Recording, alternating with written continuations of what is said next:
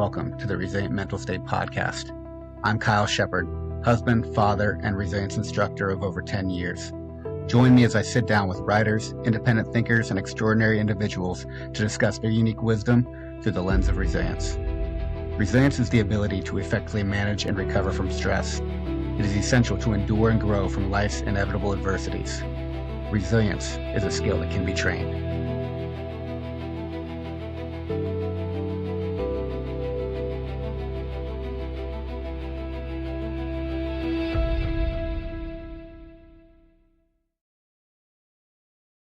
Chris DeMuth Jr. It is a pleasure to talk to you today. I've known you for a little while, and online and in many circles, you are well known for being the founder of Rangeley Capital, where you're a hedge fund manager, and you've done that for almost 20 years now. You also started an investing group called Sifting the World that is also very popular. And that in of itself, the success that you've had as an investor and in the financial world is really cool. But you are a very interesting man. You're a passionate father of 3 children, a dedicated husband. You are a mixed martial arts practitioner, a mountaineer, and a CrossFit enthusiast, let alone one of the more powerful writers, deep thinkers, and one of my favorite interviewers that I've come across, where you're prolific on Substack and many other areas. I am stoked to talk to you today. My first question for you is, where in the hell did you come from? Kyle, thank you for having me. You're far too kind. I will disappoint anybody who's listening to us after that intro. But thanks for having me on. Virginia, and lived there much of my childhood, moved around a little bit, but mostly Virginia. And after that, North Carolina. And then I'm currently split time, live in Connecticut, and my family is in Maine as much as possible in the Western Mountains. So bounced around the East Coast quite a bit in your younger years, and I know you bounce between Maine and Connecticut now. Currently in Connecticut, right? Where that's where your capital, your headquarters is for Rangeley Mhm. Capital. Very Yeah, good. kids are in school here. Western Maine, lowest population density part of the eastern half of the country. If you look at the Mississippi Delta, east of that's where just much more population concentration is, except this little corner of the kind of western half of Maine, which is very sparsely populated. I remember as a kid, people would always say, if you get in trouble, you're the only person who's going to come for quite a time. We're a long ways away from the hospital and everything. And so when you're little out in the woods, you have to kind of keep that in mind a little bit. Very cool. So you were obviously outdoors a lot as a kid, so I assume your love of nature came quite early in your life. Yeah, and I wasn't very good at ball sports. In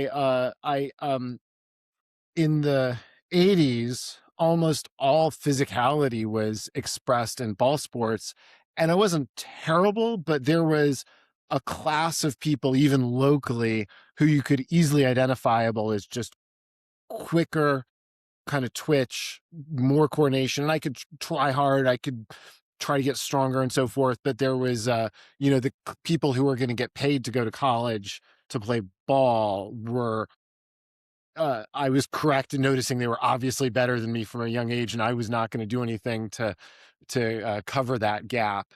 But I loved all outdoor stuff, all the, what's now the kind of a little bit more regimented outdoor competitive activities and sports activities.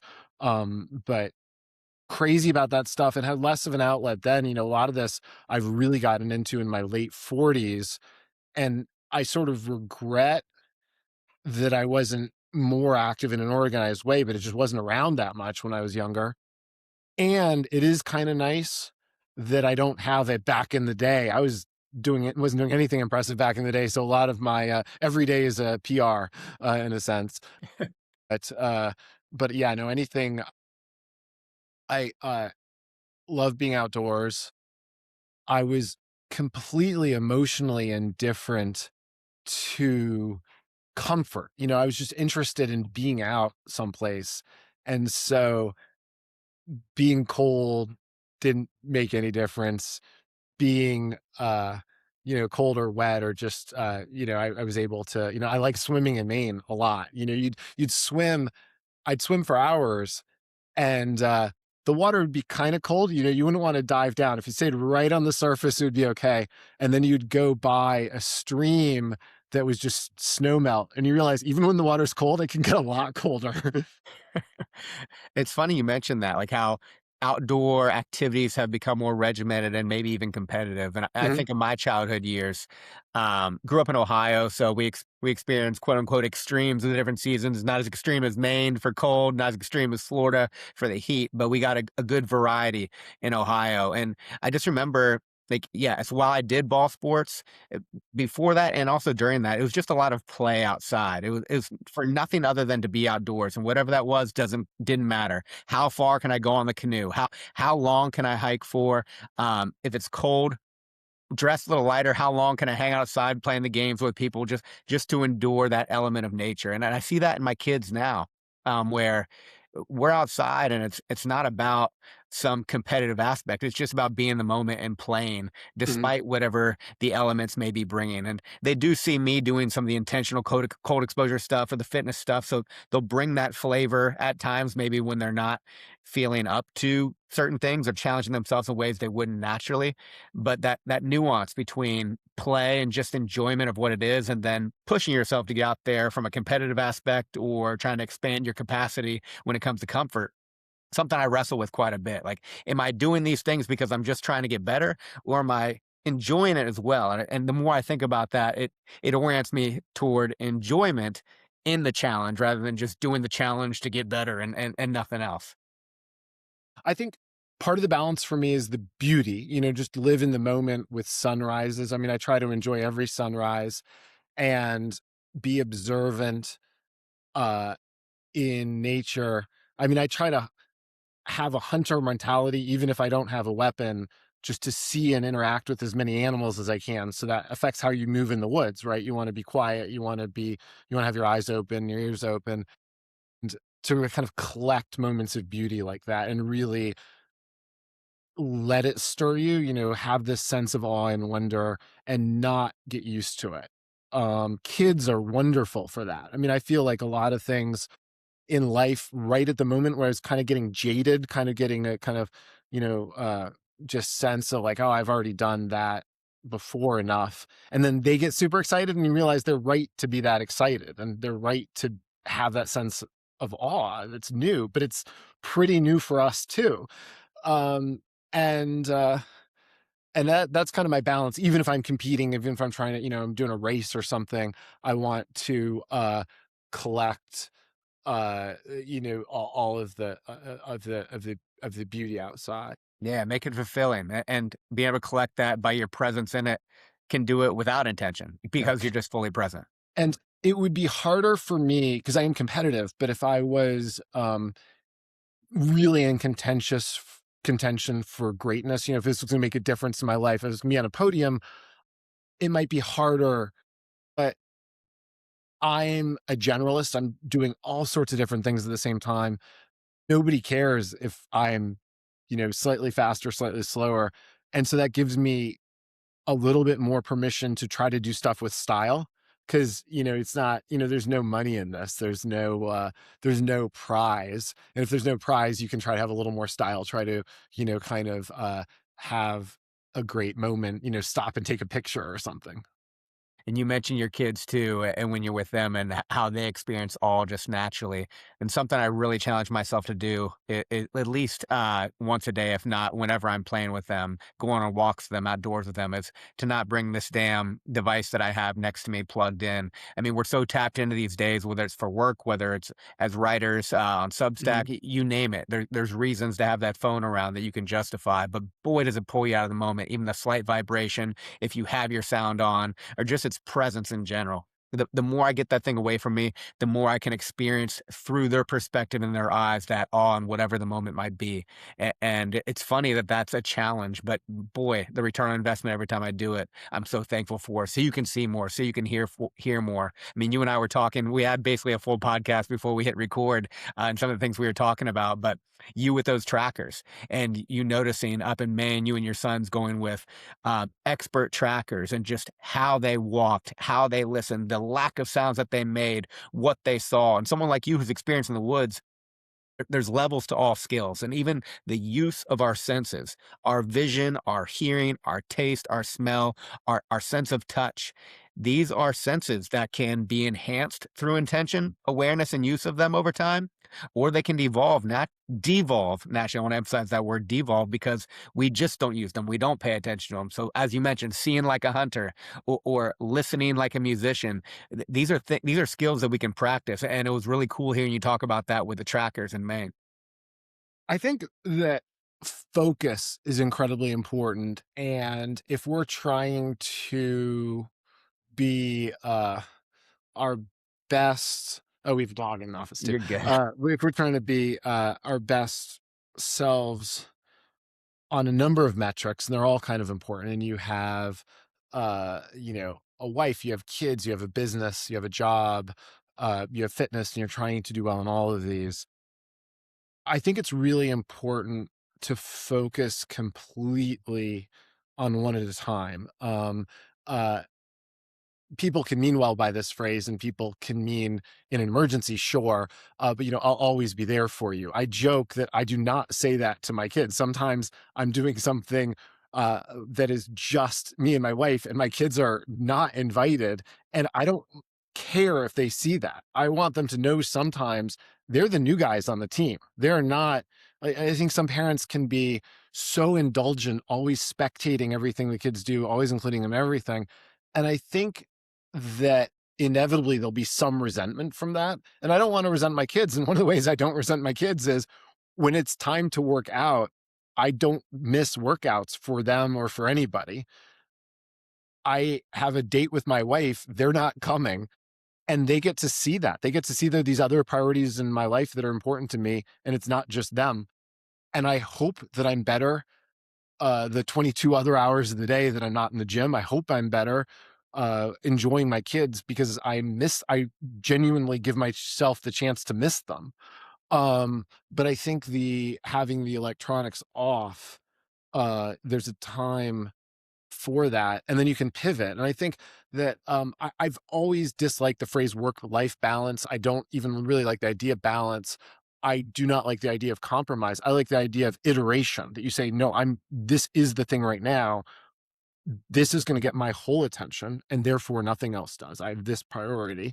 And hope that you have other people in your life that can kind of keep things on track for a little while. And then you pivot, and then you can hit the next thing with this new refreshed vigor, because it's new and exciting, and it's not something you're kind of ground down half-assing on. Yeah, a buddy of mine, his name's Chris Lee, and I'm not sure if he kind of repackaged it from other wisdom or where he got it from, but he also does not like the word balance. He uses the word harmony instead. But there is no such thing. If you ever find balance, it's going to tip really quickly. You're not. It's impossible to. If you can get balance, cool.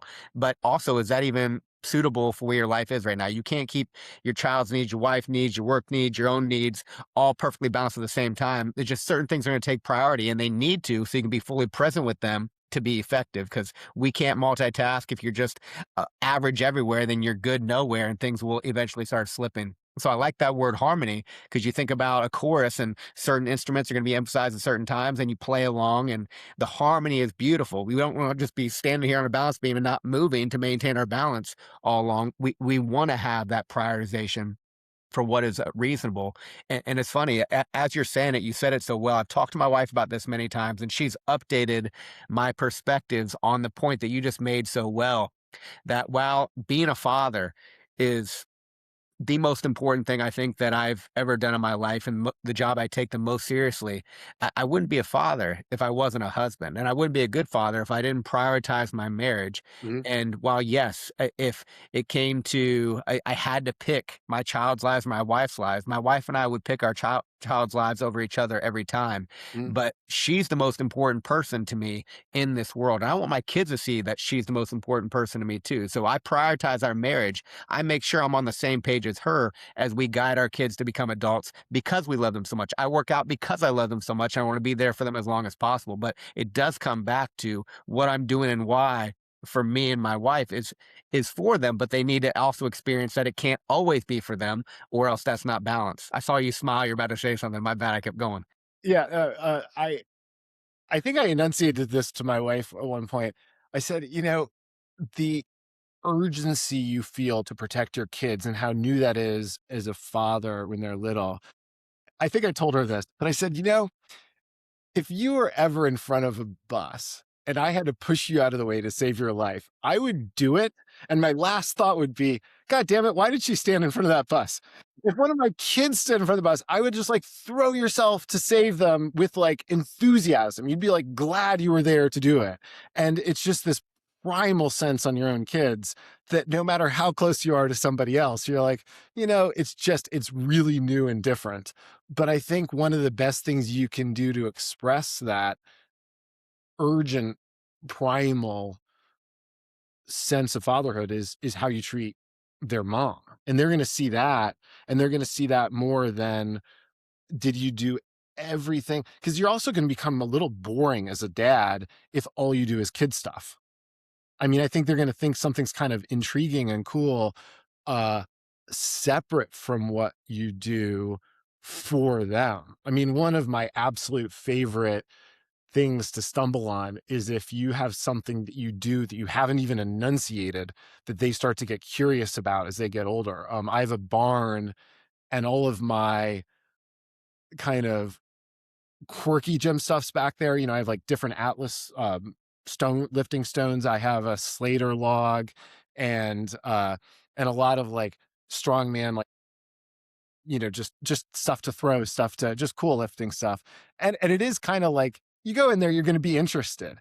And I have these kids who will kind of wander back to the barn and sometimes with friends, and they'll just be hanging out and loitering. But after a while, they'll like pick something up and they'll kind of have a chat, and you see somebody challenge somebody. It'll be kind of, they haven't really asked permission. I haven't said they could or couldn't, but I just love them kind of getting into stuff that's important to you, that's a passion of yours, and that they kind of get into. And because they're going to copy so much, that really makes the marriage as a separately important thing from how you are as a dad. And that might be one of the biggest gifts you give them. Yeah, how you are as a husband is also how you are as a father, and vice versa, of course. When you think about who you're trying to develop as growing boys or girls, I like that so much. And to your point, that I mean, and I experience this every day, as I'm sure you do too. That they definitely watch me all the time. They don't listen to me much, so I don't care how well I say something to them. If I'm first of all, if I'm being a hypocrite and doing something different, they're definitely not listening to me, or they're going to download that data and just I won't have any credibility in my words. But they're already not listening to that much anyway. But boy, do I know they're watching me. So I bring them around with me on purpose, whether it's me coaching jujitsu. That's not me and my kids' time. They come with me, but they get to observe me in that environment. I take them out when I go grocery shopping. I take them as much as I can when I'm not at work for them to be around me. And some of it is for us to play, but some of it is also just to get some of our things done that we need to do as a family. But then they see how I interact with people, how efficient I try to be or get things done, and then incorporate them in the process. And I take that seriously so they can observe how I behave and not just listen to what I say. My favorite example is of dads not getting listened to. And as soon as I heard this, I'm like, you know what? I'm just going to be at peace with the fact that my kids don't listen to me. I do jujitsu camp in Maine. And Jocko Willings, one of the coaches, I think he's told the story, so I think it's fine to say. But his son, Thor, was rolling, and Jocko was watching intently. And he is a coach as well as a dad, and he kind of pays a lot of attention. He saw something he didn't like, and he tried to correct him on the mat. And his son looked over, and Jocko's somebody I really look up to. So I don't I have not the slightest inclination to kind of talk back. It wouldn't occur to me. And so I kind of glared at him. It's like, Dad, I know. And Jocko said, I've been a black belt longer than he's been alive. And he still doesn't assume that I know stuff about jujitsu, that I could, maybe you could try this thing. And he even said it gently, but I'm like, okay, so kids just don't listen. Like this was, if there ever was a dad I would just listen to about a topic, I would just do what he said. It would have been that moment, and they still don't. So I think it might just be a lost cause. Yeah, and there's so much there with a developing brain, but also I think of like mentors of mine that I admire, which included my father growing up. And when I was at an age where at least I can reflect on what I was thinking, there was like this duality of me trying to like pave my own path and show him that I can do it my way and excel while at the same time, like trying not to disappoint him. But like, I wonder how early that develops in kids. Cause my oldest is 8 still. So like when they're not listening to me, are they really just trying to show me that they know better and can do better? Or are they testing boundaries as evolving brains do? But also at the same time, who cares? Because what can I control? I can control my words, sure, but I can definitely control my actions. And that's where we know that they're observing much more. I think in my case, one of the things I contend with too is they probably suspect that I admire that they're not afraid of me, that they will talk back. And like, geez, I don't know if they get the balance quite right. Kids are just exploring and trying different things. So sometimes they're kind of crude in how they try to react. My most successful moment ever, and I've never successfully replicated this or been that strategic about trying to copy it, was I'm normally fairly old fashioned and directive about my kids. And it was really only once that every single logistical thing was going wrong in the household at the same time. Like I was having a work problem, my wife had a conflict, the people who normally help us out had a conflict. Like it was just bedlam. And I said, the way I would normally talk to an adult to them, I just said, I don't know how we're going to make this work. I need your help. And it was the most effective thing I'd ever said. And they instantly, like my daughter, like made us dinner, and my sons cleaned their room, and they took care of us, their teeth. And everything was like, it was perfection. I was like, you little effers, you could have done this every day. And I'm screaming at you left and right to try to get you to do stuff. But it was like completely vulnerable, humble. Like I literally, like, I thought everything was going to fail. Like we just were out of resources and had these kids to take care of, and they just like instantly were so much better. Like they made the game trying to help as opposed to the game trying to beat me. And like we talked about before the podcast, like chaos and order, and that balance there is true for all ages and in all realms. And like we have this passion as parents to be these protectors and providers. And I know I tip too far into that provider lane and provide for things that they can take care of themselves. And I love how you framed that with, I need your help, and empowered them to find ways that they can help. And that gives them order, that gives them accountability, that gives them the way to contribute to the family.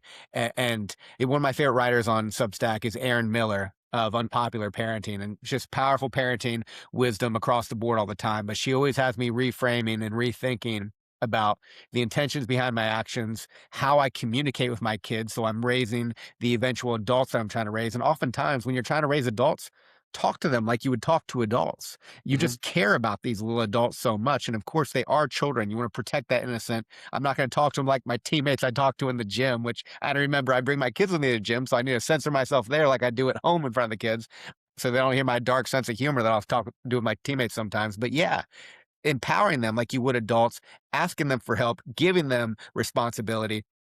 What a great way for you to change what you were trying to manage in that certain situation.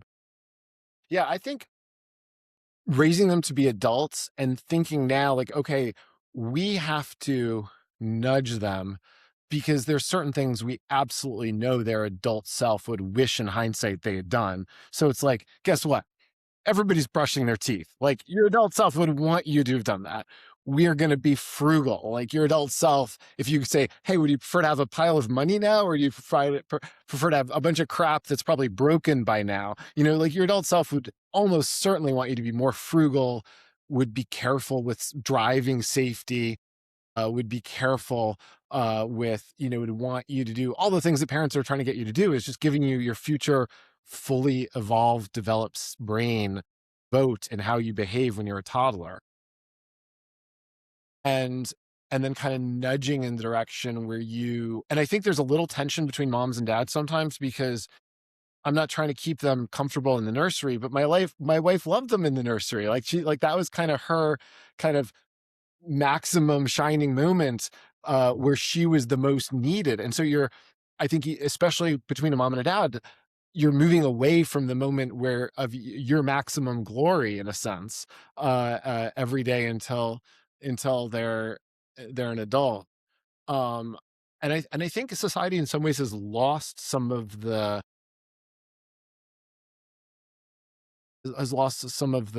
kind of steps, especially for the kind of young boys that had historically better examples of kind of like the maturation rituals that said, "Hey, now's the time to kind of move along in towards adulthood."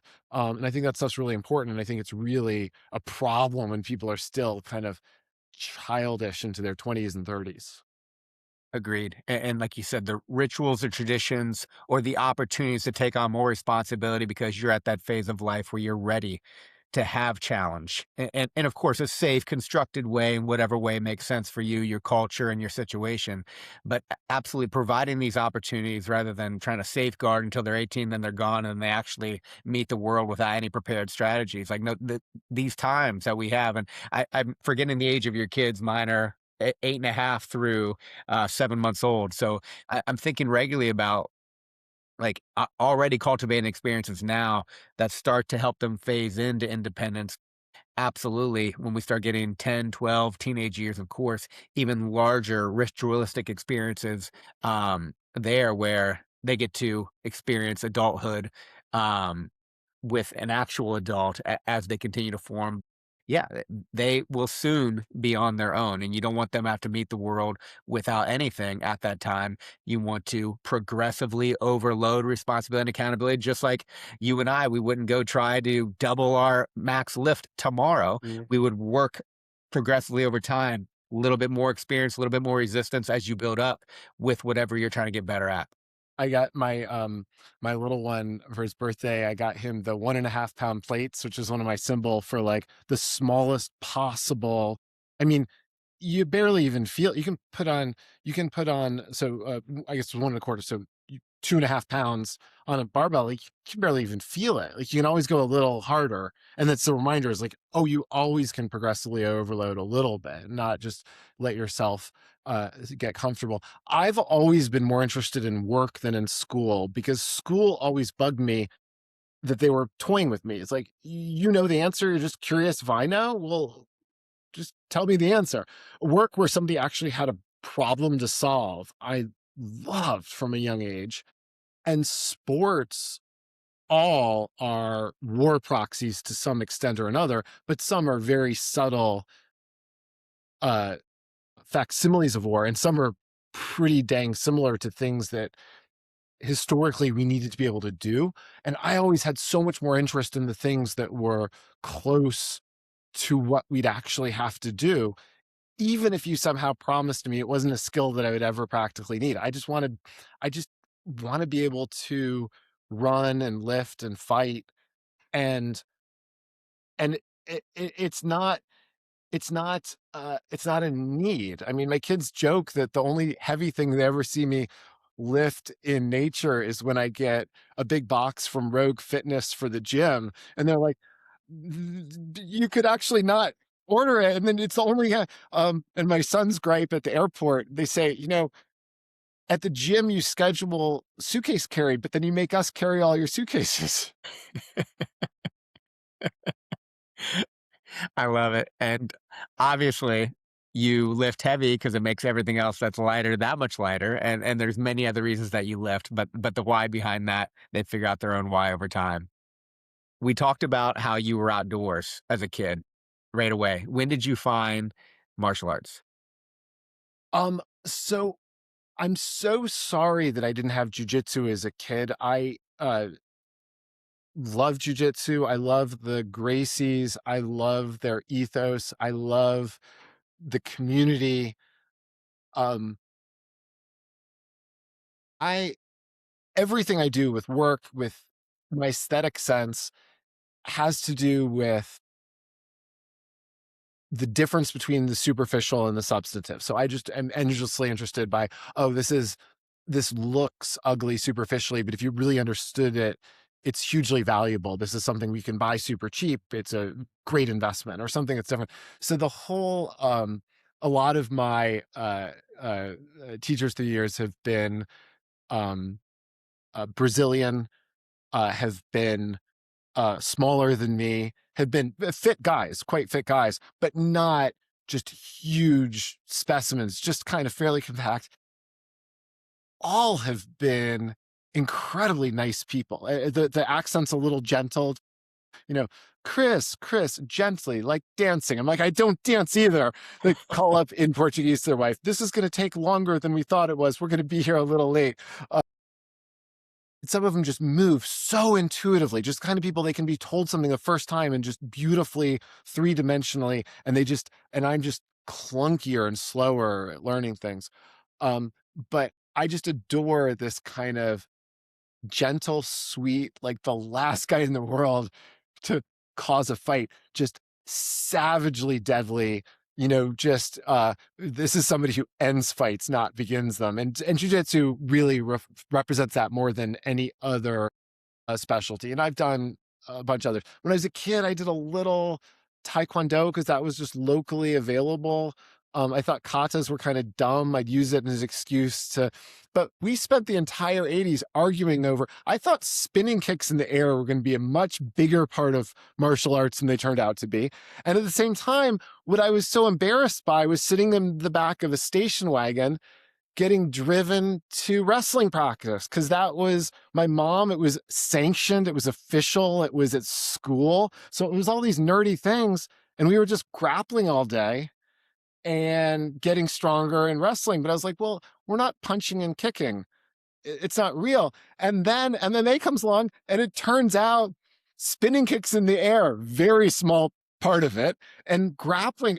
And one of the things about grappling is if you have a hard round of boxing or Muay Thai or Lethwei, or you're striking, you're getting struck, you need some time off afterwards. You can only get punched so much, you can only strike so much, but you can roll 10,000 times. You can do so much. Like the number of takedowns a high school wrestler does. So if you are in a bar fight with a hard floor and you need to do your 25,000th takedown, like you're going to be super comfortable doing that. And who knows what the hell's going to happen with, some drunk guy and crazy haymakers.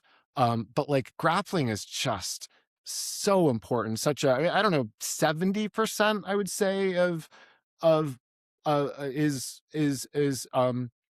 jujitsu. So I'm sorry that that's been just the last few years of my life have been mostly jujitsu, but I frankly never heard of it when I was a kid.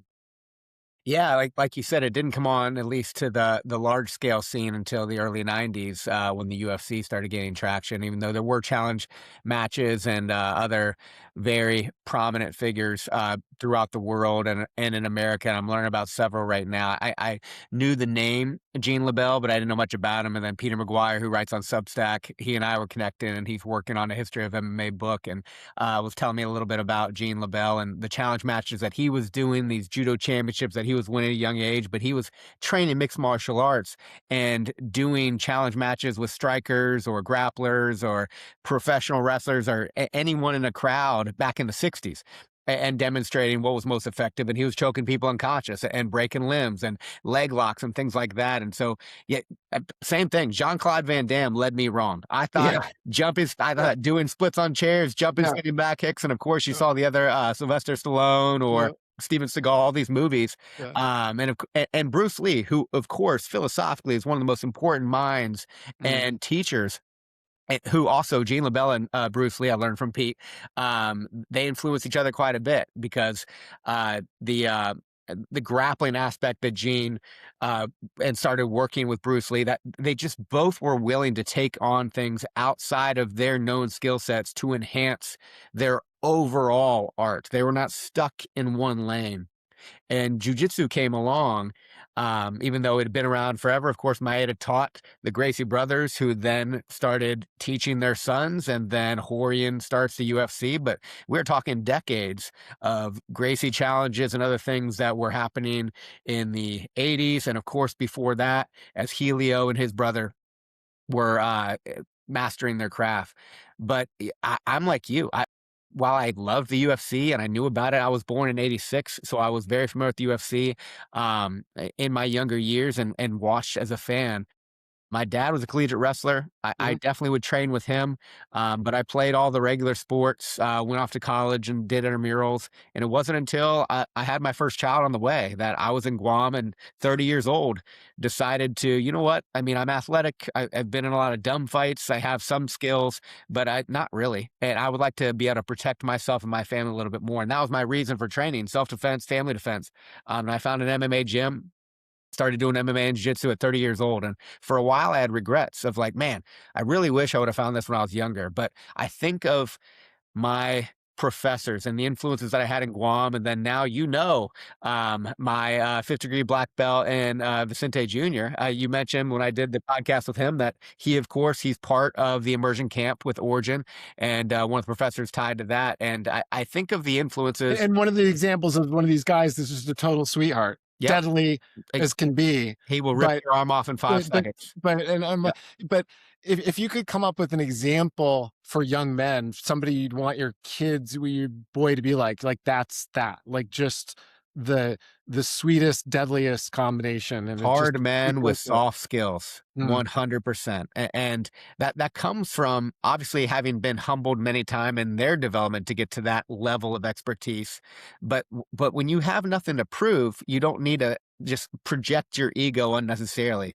And then all these men, they're teachers. They want to transcend this art and help other people in the same way it helped him. When I was listening to Vicente's son Gabriel talk, I mean, he's 15 years old, ranked #1 in the world, and already thinking about how can I give this gift to others and run in their kids' program. It's just such a beautiful thing.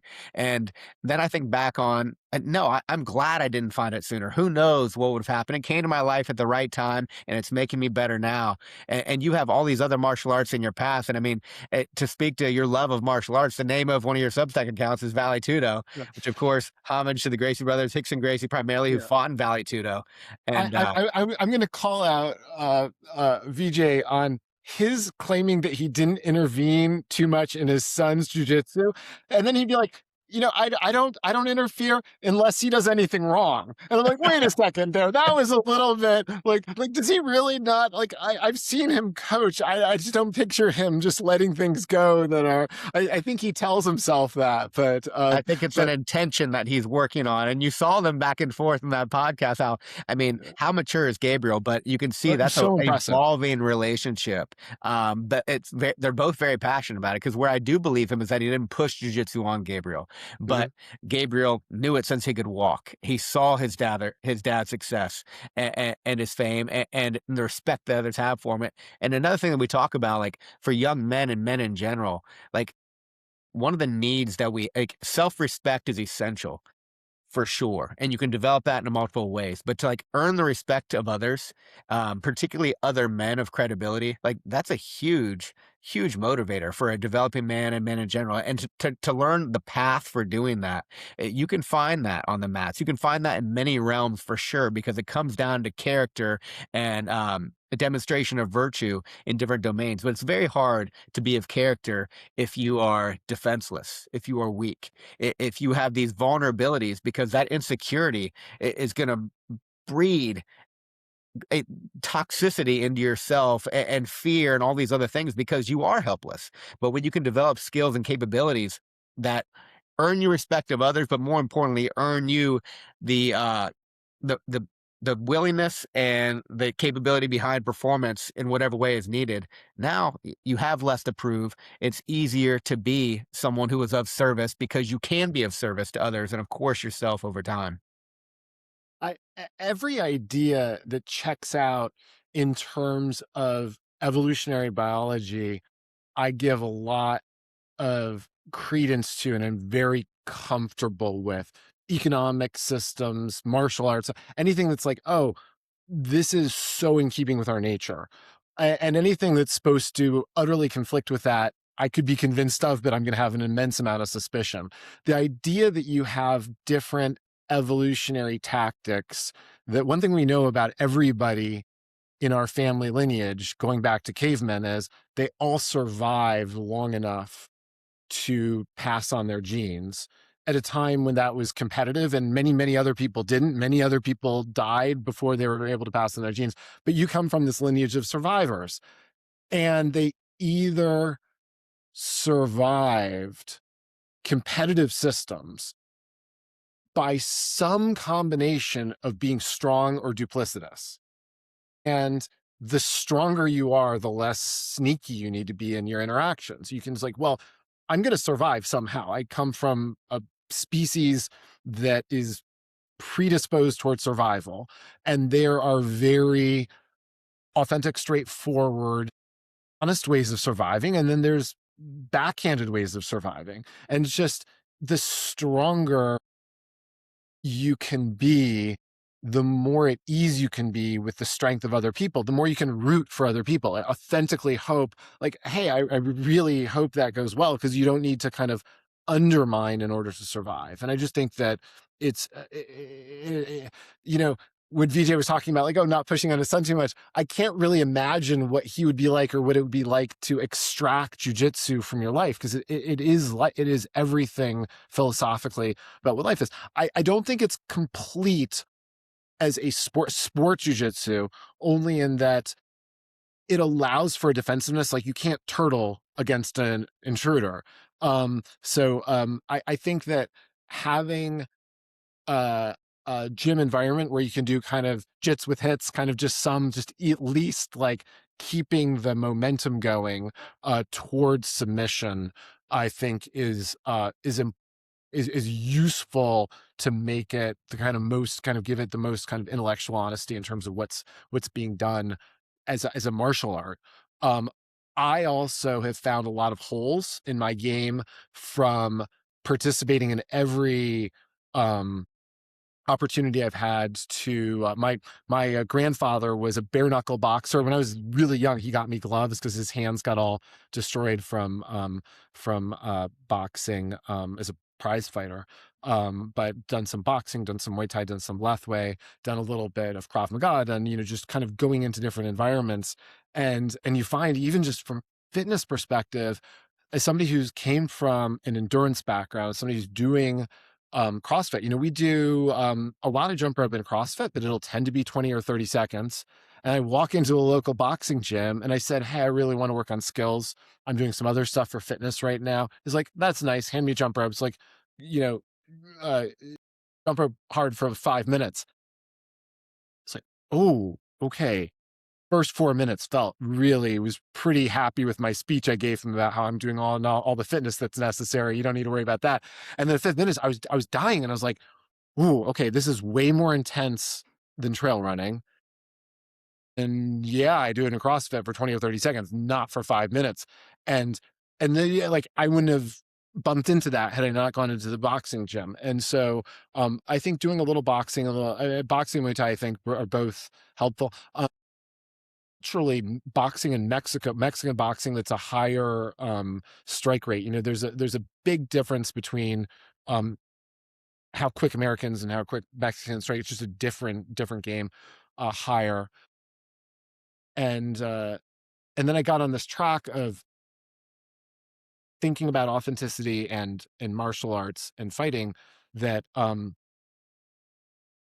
MMA, competitive MMA as a sport, has a strike rate that's much, much, much slower than like prison melees, which you have a lot of recorded data on. And it's just interesting about like how, like, okay, if it's literally a fight to the death, it's a lot more the opportunity to kind of get inside somebody else's decision loop, and like, you want to be hitting them before they come up with a plan, and how disruptive that is. And that was really interesting to me in terms of striking. There's there's something to add to jujitsu, but not much. If there's only one thing you could focus, it would be jujitsu. Yeah, there's limitations to all systems, particularly when you make them sports with rule sets, which is why it's so cool when you see as close to no hold bars as you can get. And even then, there's going to be round time. So when it comes to some of the old, like UFC matches, of course, that they've had no time limits, all rules goes. Vale Tudo was very close to no holds bars you can get, where Rickson Gracie, of course, one of the best fighters of all times, the family champion of the Gracie family. And Peter McGuire, by the way, who I mentioned earlier, is a black belt under Rickson Gracie and wrote the book Breathe and Comfort in Darkness, which are two of my favorite jiu-jitsu reads of all times from the GOAT, that is Rickson Gracie. But absolutely, constraints applied is going to limit how you apply. And so I love thinking about my original reason for training jiu-jitsu, because sport jiu-jitsu is cool, and a lot of these positions that have evolved are nice to know, good to know, but how do they translate from my primary why, which would be application of self-defense? And if I'm just doing jiu-jitsu for self-defense, I'm never getting punched in the face, and how well is that going to translate? The great quote is how do you make a black belt a brown belt? You punch him in the face. And I've witnessed that several times too, in mixed martial arts. I watched this black belt from a competitive gym when I was in Guam go against my white belt buddy, who was a street fighter and a very good striker and had a good enough defensive jiu-jitsu. First round brawl, and the black belt was just not as good of a striker as my buddy, but he ended up pulling guard right into a leg lock and getting deep on a leg, but he had good enough jiu-jitsu to weight the foot, to do some ground and pound. To do some stomps from the standing position, and hammer fists. Eventually got through the round without getting tapped, and that black belt had been punched down to a brown belt level for the next round. When he started that round, he was a little fatigued, still did okay in the second round, got some decent positions to put him in threat, but he was able to get through and punch him in the face several more times. By the third round, he had punched that black belt down to a white belt, and the last round was very difficult to watch, especially for the individual who trained underneath that black belt, because Caston, my buddy, finished him and made it bloody, and got into jiu-jitsu positions and made him look like he had never done jiu-jitsu, because fatigue makes cowards of us all. But if you never train in those other rounds, like the benefit of cross-training, one of the main reasons why you're so interesting is you've trained these different martial arts, you train these different fitness domains, you love being outdoors, you write on all these different subjects. The benefit of cross-training in life, don't get me wrong, we all have specialties, and it's good to specialize so you can have your niche that you apply your skill set in. But boy, you want to be able to generalize too. If you tie your identity anywhere, and if you're stuck with just one skill set, you're going to limit yourself in all domains outside of that specialty. We see that in martial arts often, the evolution of MMA for sure, and it's fun to watch the waves of specialists and generalists, but it really is generalists upping their specialties within each of the ones, or specialists getting good enough generally to keep their specialty at the height as we see in the UFC now and other mixed martial arts domains.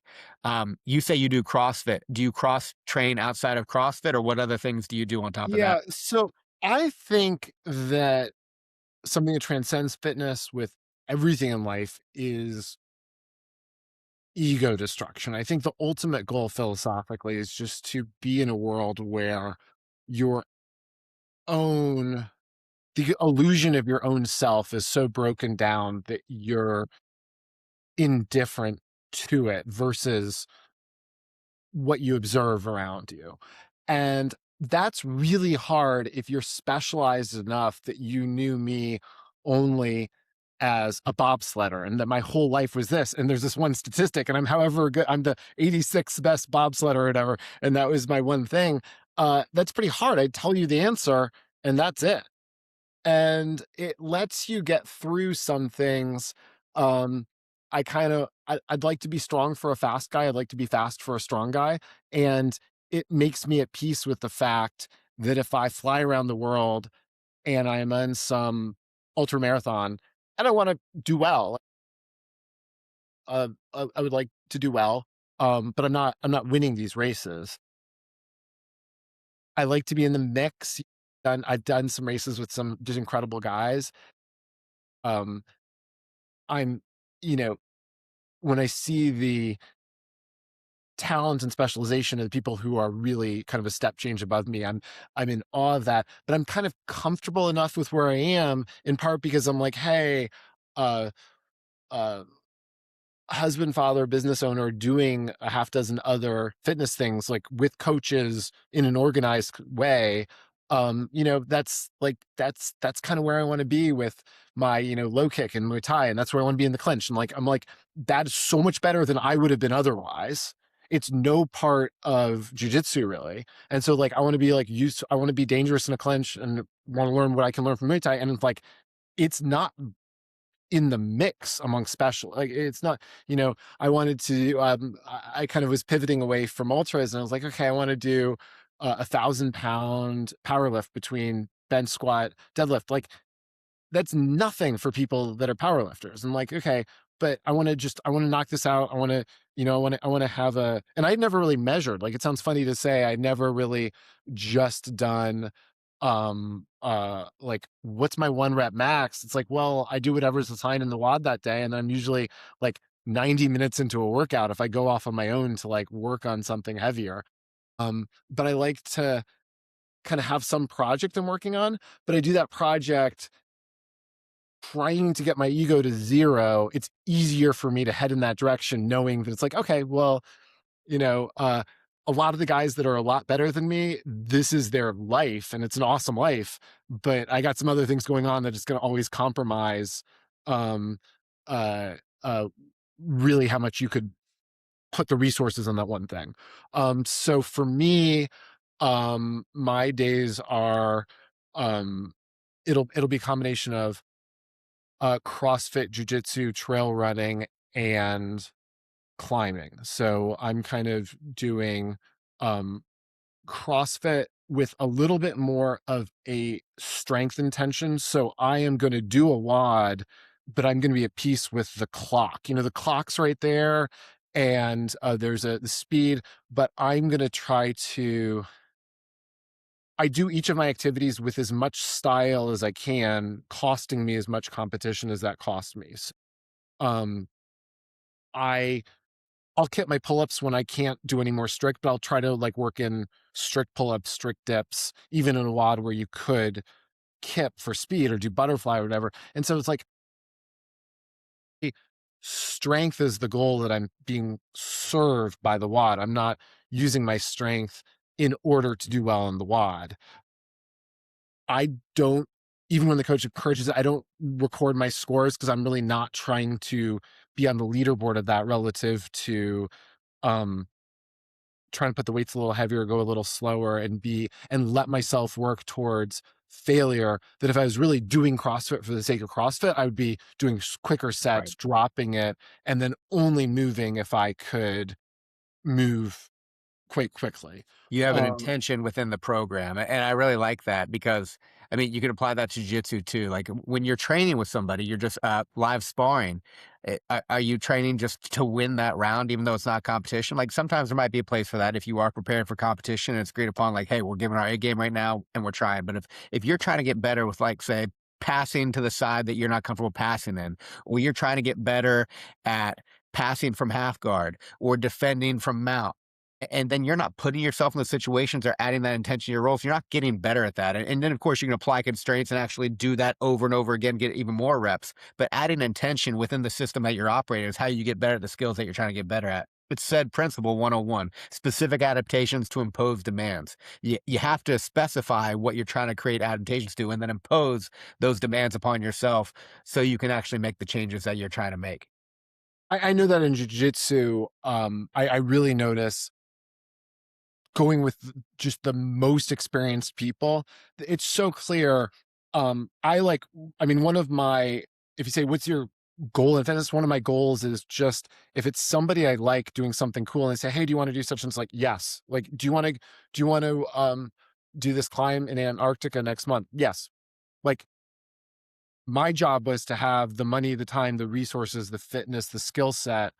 Oh yeah, no, I'm dialed in on my ice climbing. I'm dialed in on all my, I'm working on all of my mountaineering skills. Like, if I say no, it's because I don't want to do that thing with you. That's the only reason. You should take it personally. But one thing I noticed in jujitsu is, one of my rules is I roll with everybody. I walk up, I'm and internationally when I'm traveling, whatever the local um, uh, whatever the closest equivalent is, whatever the kind of loose, whatever the cool martial arts is in the area. So I've done, stuff with Russians and with the French and with all the, and I just like, let's just like, uh, go someplace new and pick a fight. But the cool thing in jujitsu is the really experienced guys, they let you work on something. And if you do the thing right that you're working on, they're not just going to like crush you in 2 seconds. Like people who I would be tapping in 10 seconds every time. It lets you just work on this thing. White belt berserker young guys that want to like beat you. You see these guys coming and they're like, oh no, this is a fight. They're like, Yeah. just win. Yeah. But especially dads, I feel like there's this age threshold. It's usually like 30 and you have kids and your wife, and they're like, neither of us want to like destroy our knees. And so we're just like, there's much higher quality communication about like, let's work on this thing. Let's learn, let's get better at this. And like something goes bad in either side and like, hey, let's do that again. Let's like just get back in that position and like figure this thing out. And so that's a big part of jiu-jitsu for me. And then I'll do some one-on-one. I'm a slow learner on some of the stuff that the group environment, both with CrossFit and jiu-jitsu, the group environments are fun. That for me is the community. I'm with people I like. I enjoy it more. But I need one-on-one coaching in both cases. For Olympic barbell, for me is a struggle on a lot of the snatches and the thrusters and that kind of thing. And then jiu-jitsu, I just need if there's a skill that's going to get frustrating, I prefer working that out one-on-one. And sometimes it's actually 2-on-1. They might bring one other student in. You and I were talking about being frugal. I can't remember if it was on the podcast or our podcast before the podcast that we didn't record. But I had this frame given to me about privates that made a lot of sense when you talk about return on investment. So think you're taking a fitness class with 20 people for, let's say, $20. Or you can do a private for the same amount of time for $100.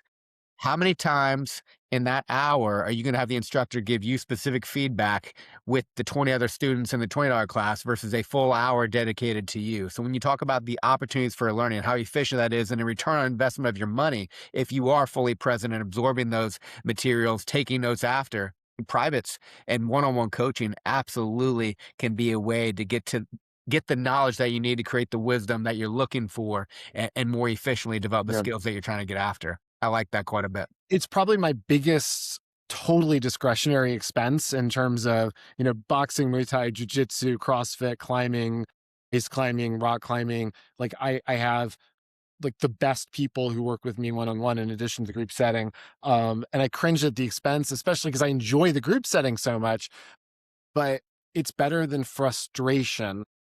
And it lets me throw myself more fully into the group activity.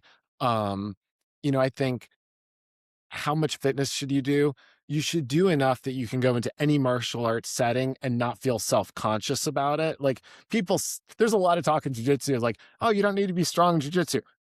True. As a plan B, if you can just toss somebody off you when you're on that is a really nice plan B. It's true, especially at the higher end than I am at now and might ever get to in terms of extreme level of skills. Sometimes there's a little bit of a critique in using strength in jiu-jitsu, but that is a virtuoso comment from extremely skilled practitioners that don't need to go where practically it's nice to have a few tools in your toolkit. So I think that those can interact really well. And then I kind of, my weeks alternate between close local and epic. So a close local run would just be, Westchester County, someplace nearby. And then epic would be, at least go up to, the White Mountains or go up to upstate New York where there's a more, big mountain, doing real traverses and kind of going somewhere. And then ideally every, few months to have an adventure someplace else. So travel when I can. So very diverse training domains. And like you said, it's all an effort so you can say yes to any life experience that you're trying to take on. So rather than be a specialist somewhere, you're trying to be what Michael Easter calls super medium, to where you are above average in many domains so you can experience all life has to offer in the ways that you're trying to seek it out. And you mentioned earlier, and you had a post about it recently, which was great as always, that your powerlifting total this past year was over 1,000. For those that are unaware what that means, that your max deadlift, your max squat, and your max bench press, when you add up those numbers of what your total max was for each of those lifts, was over 1,000 pounds. Is that the first time that you've ever done that?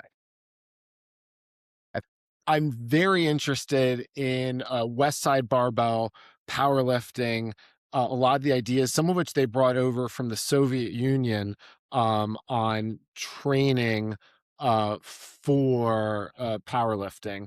And so kind of got interested. I did kind of a segment on that I kind of got through that I've enjoyed. I like uh I like the bench fine. I like squatting. I like the deadlift and kind of pushing through. Ultimately, the one rep max isn't very interesting to me, and it's definitely one of these categories where it's just nothing compared to a specialist. But I like that. I wish there were more destination strength events. I have destination running events all the time. But when you want to go out and see the world, and I incorporate MMA into it as much as I can. I find whatever the local scene is and do whatever I can when I'm traveling.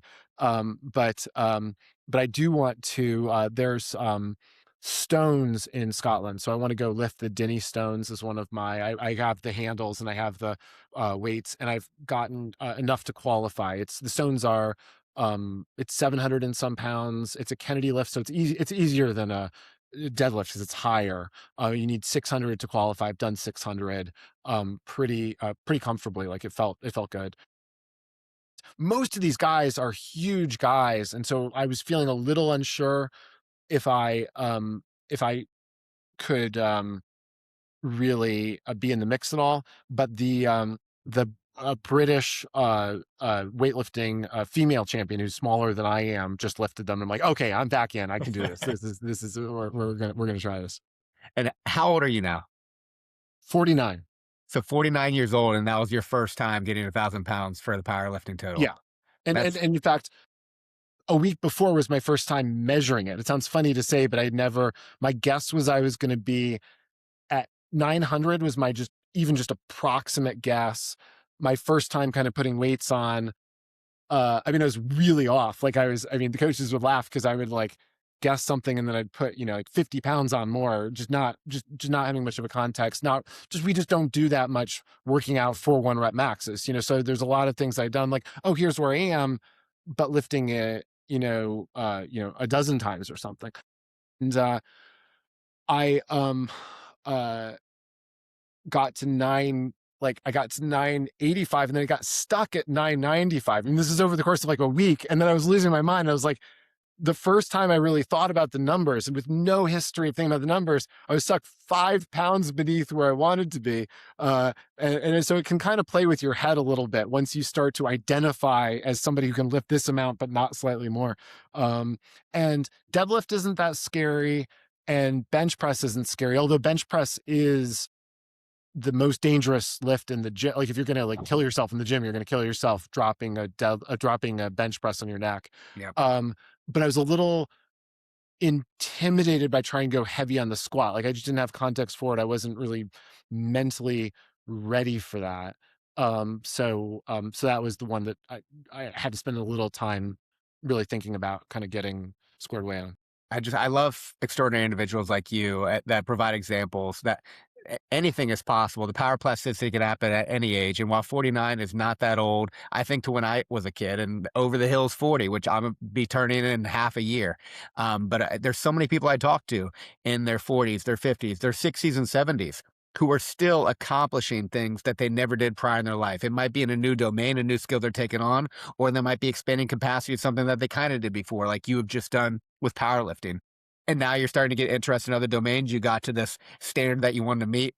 And you mentioned it earlier, but you've had so many powerful reflections that you put on Substack, whether it's in the threads, in comments, or of course your own posts. And that example that you gave, excuse me, of the 2.5 pounds. So Mhm. a pound and a quarter plate. And you have a picture of it when you gave the reflection. And just that subtle, you won't even subjectively notice in it, adding it every time, and the power of progressive overload. So adding a little bit of resistance to whatever domain that you're trying to get better at, and then executing. And you do that, let's call it 2 pounds once a week, and you take 2 weeks off a year. Now, you're not going to be lifting your max every year, and you can change your 100% down to 80 and all the different ways that you can train, conjugate method, you name it.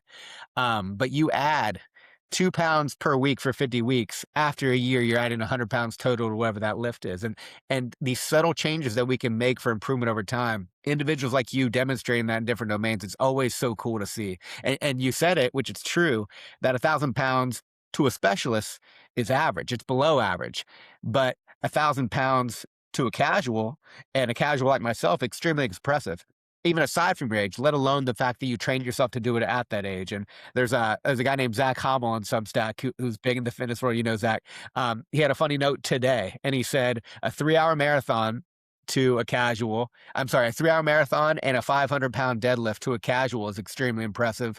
It is just average to the specialist, if not below it. And it's so true. But if you could do both together, you're an elite athlete. You are functionally fit in two very disparate domains where typically you have to compromise one to get the other. So the more we can cross train and get to above average or even impressive to the casuals, the more functional we'll be across domains. And it's people like you keep inspiring me that there is no time that you need to stop doing that. That can happen forever. It's it's possible that we will never have to leave this tiny, tiny little speck of modernity where you don't need a lot of primitive skills that our forefathers have needed for tens of thousands of years. I think I think it's very precarious. I think at a moment's notice you might need any of this, but I think the mix that we would have needed logically, historically, to run and lift and fight is really healthy. I mean, first of all, I think it's really fun. There's no cost in any of this for me because I love it. I also love, you know, I run with runners that are mystified about weightlifting, and all of my weightlifting guys are like, you know what you need to do? You need to stop running.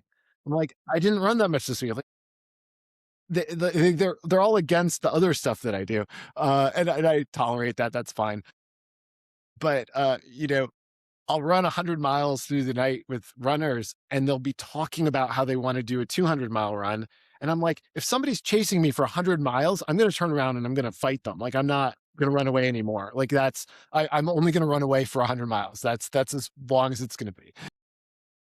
And I find some distances, I love half marathons. If they're friends that want to do that without any training, you just hop. I mean, without any extra training, you just pop in there and pace them. I love pacing ultra marathons because you can like run with really elite, great runners, and typically I was like the last 20 miles kind of and there's incredibly wrenching for me rules about pacing because you want to help, you're with a friend, but like if they drop something, you cannot pick it up. You can ruin like sometimes I'm with the person who's leading and you could actually have them disqualified inadvertently. Just normal politeness. Especially if you're pacing a woman who's ahead in a race, you need to be incredibly ungentlemanly on things you would just naturally do. That would, so there's a lot of restrictions on it, but pacing's fun. You get to do a lot without, and it's not that hard. Because you're not going as hard. But I enjoy a little bit of the kind of mixing modalities. I find it a lot easier on the ego because I've just you know I get to peek at what really specialists do, but no, it's that's not where I'm going to be. Yeah, give me breadth over depth. I mean, you want to be able to get good, you want to get above average, you want to get better in the ways that you can over time. But when you have multiple modalities that you can progressively increase in, you're going to be able to say yes to life a lot more often and cool experiences that you may not be able to do otherwise. Don't get me wrong, find something you're passionate about and get after it. But don't isolate yourself to one lane because if and when challenges arise in that lane, which it will, what else do you have to fall back on? What else do you have to do? And this doesn't just have to be cross modalities and functional training and fitness. Of course, this can be professionally, of course, at home and relationship wise, but thinking of the multiple domains and the lanes within those domains to expand your identity and your approach to life. I, I think that is going to be the most resilient approach you can take. And so cool to see you live in it. I'm curious.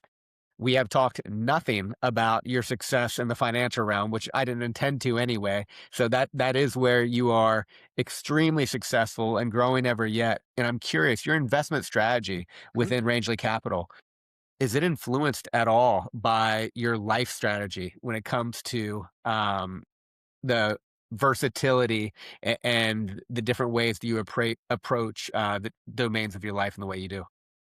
I have some people who know me only through one part of my life or the other. It feels to me philosophically totally coherent in ways that I hear sometimes somebody saying, you're doing this event or something that's totally unrelated to the other. And it doesn't feel unrelated to me. The commonality, it kind of goes through um uh Claude Shannon and John and Kelly criteria, kind of Bell Labs information theory, the idea that you have a limited amount of resources and you're trying to get basically the most bang for your buck in terms of bandwidth. You have a pile of money, you have a body, and the interesting thing isn't, do I wish it was different than it is now? That's not interesting at all. Do I wish I was somewhere else? Do I wish I was somebody else? Do I wish there were better circumstances? You're in this situation now. What are you going to do about it? What's the most optimized way to use it? And so that idea of optimizing, that idea of finding uh, in investing a quirky risk reward, for me, it is very related to my vision of happiness and even kind of mirth. Like, I almost think it's funny on a topic where I'm infinitely curious and I really want, like, the kind of thing when nobody's looking that I go back to more and more and more. Um, an analogy I use on a topic that I don't care about at all is somebody, but it's a colloquial one that people might get, is somebody that goes to uh, a an antique shop and looks at vases, and like the vast majority of $10 vases are just cheap knockoff tchotchkes, and the vast majority of $1 million ancient historical important vases are the vast, sold by a really reputable, sold by Christie's is real, but some of those $1 million vases are cheap knockoffs and fake and are worth $10 and they're selling for $1 million. And some of the $10 ones are worth $1 million. I am not going to be the person to, on my weekends, go through each of these shops looking for the really special thing, because I don't give a crap about vases. If I wasn't allowed to resell them, I wouldn't care between the fake one and the real one. My wife buys things that are sometimes less functional because they're the special one. Like, the special one that I can't put in the dishwasher is less valuable to me than the regular one that I can toss in the dishwasher. So I don't give a crap about that. I'm never going to be the person to go look. But if you care desperately about the topic, it'd be super fun every once in a while to find something real that was just mispriced. In terms of the capital markets and securities and looking at stocks and bonds, I'm endlessly interested, even if nobody was looking. And every once in a while, find something mispriced, find something that's just the wrong price. It's not subtle, it's incorrect. And I figured it out. And that you have to look through so much that it's hard to do the work unless you love it.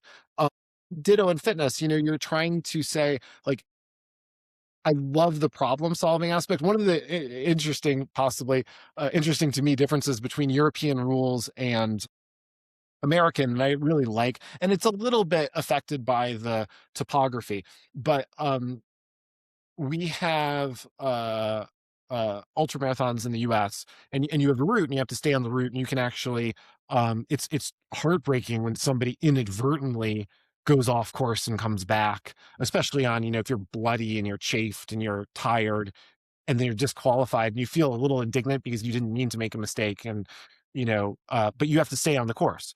In fell running, especially because, like, a lot of the British topography is a little more open, there's an interesting problem solving. Like, you could, like, charge right through a bog or go miles out of your way around, and either is legit. You just have to get to the end, and you can pick your solution. So I love the problem solving, and I love things that are superficially attractive, but then there's a layer beneath, right? Like I find like the idea of uh ego, it's something we all deal with, but I find it so funny, right? You can be like, I can be, anybody can be so sure of something that's just wrong. And when you can kind of get beneath that and you can find the reaction to that and you can find a way to win, you can find, like, I just think it's like, funny is not exactly the right word, but it feels like to me, it's just like this mirth and just joy. And it comes way before you make any money. It comes way before you win any race. It comes at this moment where you're like, oh, uh, I see something. Um, in work, as long as I'm obeying the letter of the law, I'm willing to abuse the hell out of the spirit of something, and this is real grown-up stakes. I'm competing as hard as I can. In competition, I love finding things, I like orienteering. I like sometimes when you get off course, but like I don't care enough about the competition to want like I'll help other people I'm competing against in a race if they're going off course. Like I'm not going to stand there and wait, but if there's somebody who I can keep moving and save them from disaster, like I do that. But easy for me to say I'm not winning. Anyways, I actually I had a little tendency on one where I was like dramatically getting a turn right that I think a lot of people were getting wrong, and somebody tried to correct me even though I knew I was right. And at one point I was like, oh, if they're all going to get this wrong, maybe I would win this thing. And I was like, no, no, no, I'm going to still. But philosophically, there's overlaps. But what we do is um, it's categorized as an event-driven hedge fund. So we're looking at corporate events that we're looking for levels of complexity. The market might be wrong about how companies' securities are valued when they're typically doing mergers or acquisitions or spinoffs or some change in the company that makes things incrementally complicated enough that the market often gets wrong. Um, so there's some things that are similar, there's some things that are different. Um, the biggest thing is just the psychological benefit of MMA in particular, jiu-jitsu in particular, but just fitness. You're arguing about a bond with a trader in Tokyo, and you're never going to see the guy. But in the back of your mind, you want to pay 28 and he wants 29, and you might split in the middle. But this guy couldn't kill you if you wanted to. And you could kill him if you wanted to. And you both kind of know that, and you just like, I'll pay 28. And so I think there is a kind of comfort with yourself and a robustness and a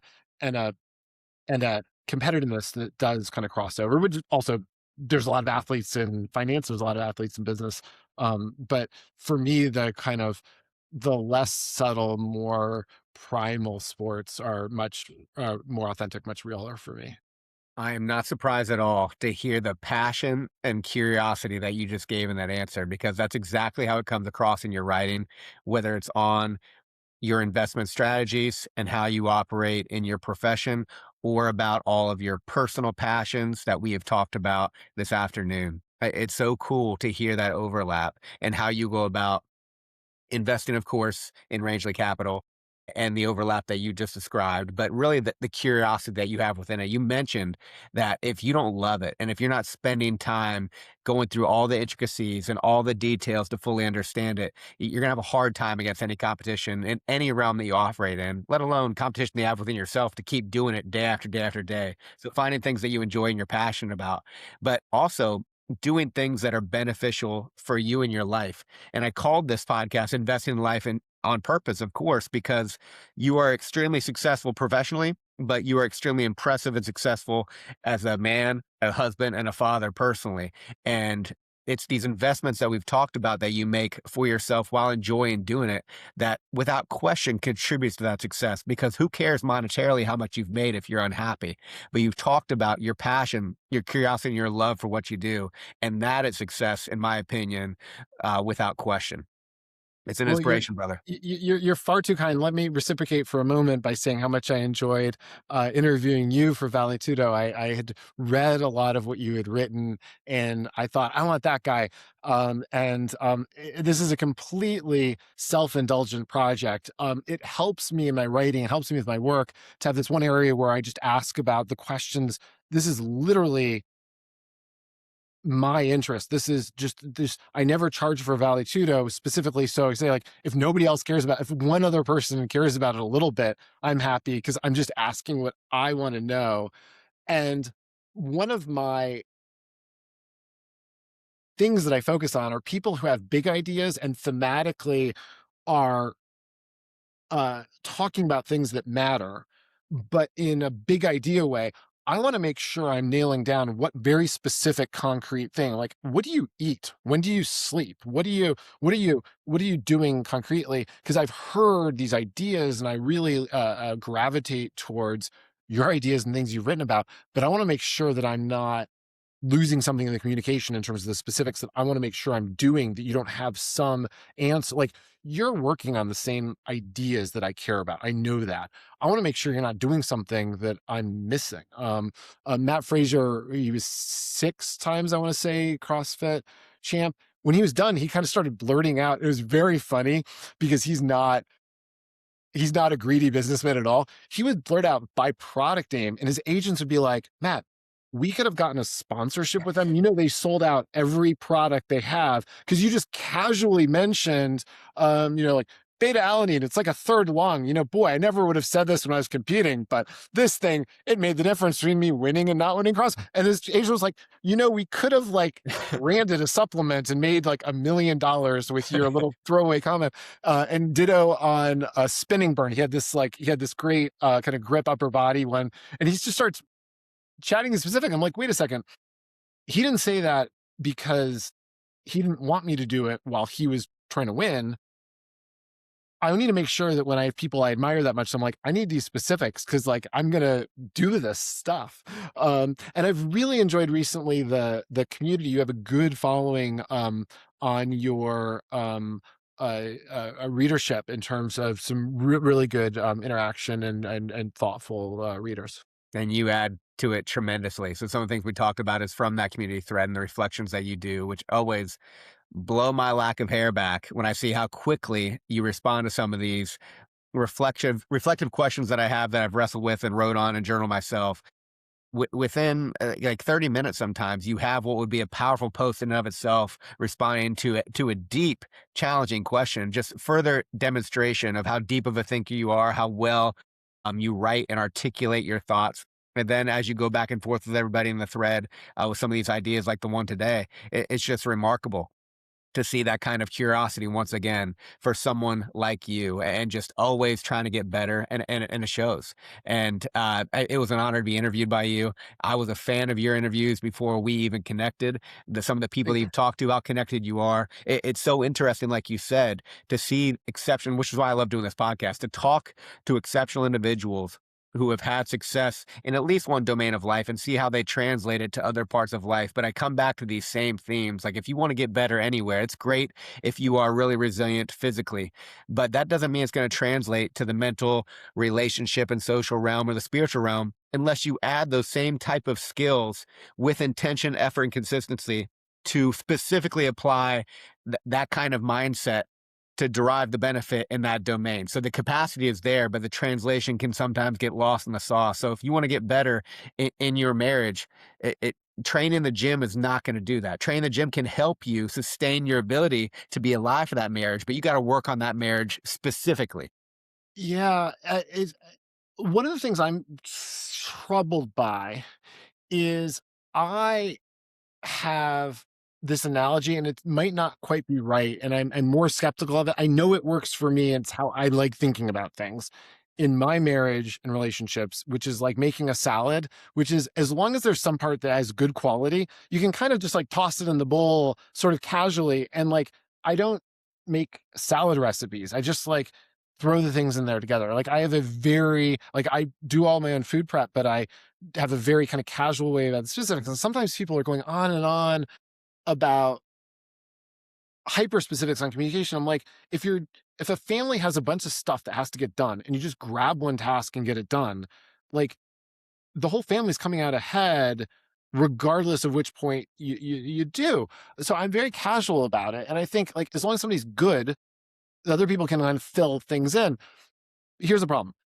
Of the I think I'll say the statistic right, but roughly of the 10 top people in the Forbes 400 list internationally, so all like much richer than me, much more successful than me, like not close, like by orders of magnitude. I think there's 14 marriages out of those 10 guys. Um, of my most What do you mean 14 out of 10 marriages? no 14 there are 14 marriages out of those. Let me say right. They have almost all been divorced. There are 14 divorces amongst those 10 guys. Like they've had almost a perfectly Gotcha. terrible. I wasn't saying that correctly. Gotcha. And almost they had a horrific marriage record. Understood. Now, I think at that level of success, one of the things that you come up with is you're stuck with this one person who's the only person who doesn't do exactly what you ask them to. And so if you have a big family office and like every need is taken care of, and maybe this one person who's and that can be a problem. But ditto with I'm a civilian in a family that's mostly military people. But the record of the especially the kind of decorated combat vet, the kind of guys that I really look up to, gravitate to, know through in many cases jujitsu, but the kind of um the guys that at every selection process that I most admire and look up to, they'd be like, I don't know who you should be married to. I met a girl when she was 17 years old and we got married. Sample size of one, I don't know that much about it. But if I was going to guess the kind of guys that'd be awesome, these are the like guys I'd pick. 2 out of 25 have really good, strong first marriages. Like almost none of the guys Yeah. that I admire the most, like really just like objectively high quality dudes in the things that I most care about. Like marriage has been a really outlier, especially because I find so many people, like if you get somebody who's like strong and courageous and honorable, and you throw some new task at them out of left field, they're probably going to be really great at solving that problem too. And then this one thing, and maybe the types of loyalty and commitment that are in the human spirit, there's some people in some roles where so much of that is committed to this business, this team, that you're married to the team.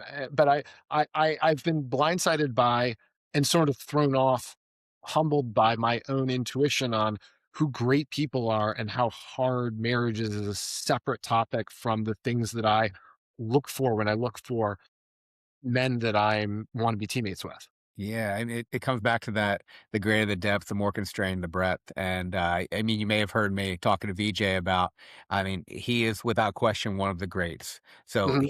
he is great as both a jiu-jitsu competitor and coach. He's a legend. But he's also a good man. And I think it's very challenging, historically speaking, when you just look at averages when it comes to divorce and the examples that you just gave, that the greater that you are professionally, whether that's athletically, CEO business wise, you name it. The greater you are outside the home, the harder it is not only to even be a good man in general, but good inside the home. And that's not true for everybody. But those who can be great while simultaneously being good, and that doesn't always mean maintaining a marriage. There's reasons for a divorce that are sometimes just no one's bad, no one's good. It just is what it is. Uncompatible things happen. It that's life.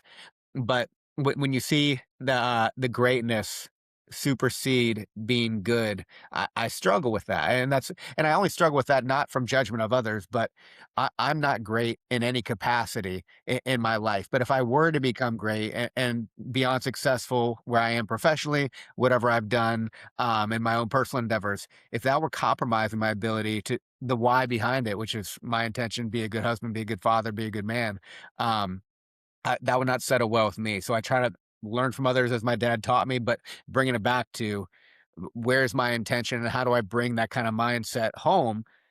And the harmony example that I think about quite a bit too. Like if you have this band and there's that saxophone player, let's call the saxophone player the family, and I'm focused on all the other instruments because in my life right now, work is more important, getting money for the family, everything. But that saxophone player just sitting there and not really getting emphasized at all for the harmony of the band. Pretty soon, the saxophone player is not going to show up. Yeah. So having that harmony, making sure it's prioritized I at times, so we all yeah. get the intention, we all get the perspective at times. It's something I come back to, but what that harmony is different for everybody. So what's right for me is not right for you, it's not right for the next person. But if you're not considering it, you're not showing up with intention, it's gonna be very hard to maintain it in the long term. I I'm so uncomfortable by I love the idea that a lot of these virtues converge. You know, I think a lot of ethics and a lot of common sense, if you fully understood the full dynamic of logic, really converge. That a lot of the things that are good ethically and that are there's actually people talk about gray areas. There are gray areas, but there's a lot of white and black. I'm a little skeptical of people who go on and on and on about, oh, everything's a gray area. It's like, is it? Because there's a lot of things in life that you should never, ever do ever. And there's certain things in life you should always do. And I think you get like an A minus in life by just not doing the bad things and doing the good things. And you can go from A minus to like, you can like polish it by like doing the subtle stuff. But I think almost everything's like, how much heroin should you really have? Like just none ever. Like, okay, that's like really good progress. Like, there's certain things that are unsubtle, and I like the idea that we're just trying to do one thing in different domains, and everybody should be happy with the outcome. Um, Now, maybe I have some indulgent people who kind of help me get through the day. Ben Bergeron, as a coach, very much is like, I want you to be a good person first, and then we'll make you a good athlete. I love that idea. I love that that's what we're about. Um, I think there's a difficulty, and this is within the military generally, special forces in particular, and within the climbing community, even big mountains, probably statistically similar in some ways, of loved ones hedging relationships with people who are probably going to die young, and you kind of know how. Or there's a really good odds. And I think that you try to have a relationship, you love somebody, they love you back, but they're also, I think that women have a way to kind of start to plan a little bit. I was heading out on some mountain thing, and my wife caught me at the door at the last minute with a bunch of paperwork. I'm like, oh shit. And it was life insurance, not divorce. And I was like, oh, good. But like, they have thought through this a little bit. I only like stuff. For me, if there's like, I don't know, a 1% chance I'm going to die and a 10% chance it's going to go bad, it feels real. Like it feels like I don't have a death wish. I have a consequences wish. Um, people were people were kind of getting boring to me early on in COVID, and I bought a wingsuit. I was like, if we're gonna fret this much, I want to be proximity flying, not getting the sniffles over something with a 3 basis point chance that I'm gonna die. Let's do something like, if we're gonna all just fret, let's fret over something cool. And I think that there's a relationship difficulty around the little bit, like the hedging becoming a little self-fulfilling in some ways. Like they're not going to be like, if and I don't even think it's the deadliness problem. I think it's the deadliness volunteering. I think it's the somebody goes on deployment, they come home, and they're like lobbying for the next chance to go someplace awesome. And I think that that is such a bit. I mean, I hear so.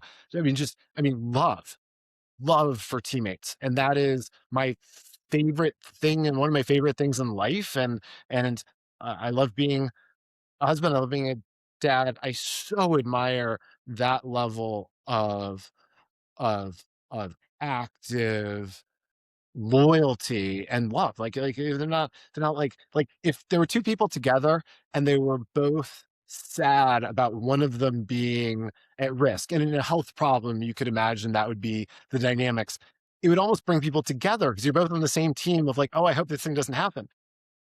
A lot of the guys are not hoping, like, especially if you've trained for years and years to do something, you're hoping you get to go do that thing. Yeah. And that's hard. And that's hard in a marriage. But in any event, it's one of those areas that I'm like, man, it just doesn't work out in the civilian world later for the people that I most admire in the ways that I feel like they should deserve in terms of the virtues that I see. It's just back to super long winded. Sorry for that, but back to the whole, like, these different domains there. I wish they were just the same. Like, I wish you could just succeed at marriage the way you succeed at powerlifting or at jujitsu. And Yeah.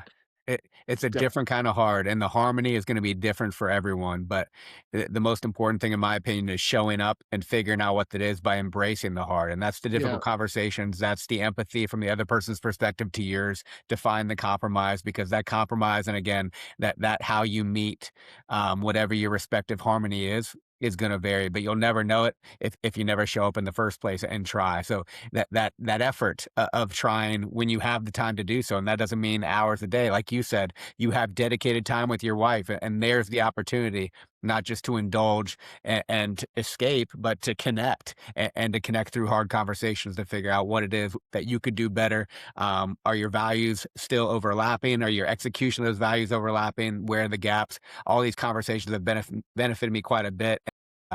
But again, everybody's going to be different in how they approach that. And I have an idea for our next podcast. It's going to be called Finding the Gray. And so it'll be looking at all those black and white examples and see if we can find exceptions to those rules. And if not, we'll try to do it in the community thread a little bit too. Dude, this has been an absolute pleasure. You are a wealth of wisdom and an inspiration for all the different things that you're involved in, both professionally and personally. I really appreciate your time today. Thank you. You always make me think hard. And I find modernity in the world and just the tempo of pop culture, I find very flippant, sarcastic, insincere. And I just love that you talk about things and think and write about things that actually are important with a level of sincerity that gets me completely into thinking about the topic and not worrying about, oh, do I have to sound flippant about this? Which I think just so much like I sometimes miss the plot on the levels of lightness that people try to keep about everything. I'm like, well, there are some things that actually matter that we're going to actually have to struggle with that count. And so I really admire and I'm grateful for you for providing a good venue for that. So thank you, Kyle. Thank you, brother. Talk soon. Bye. All right. So you... Remember, all the knowledge in the world means little unless you uniquely apply it to your life. Challenge yourself to take action. Knowledge applied is wisdom earned. Determine what is important to you and get after it with intention, effort, and consistency. Until next time, stay resilient, my friends.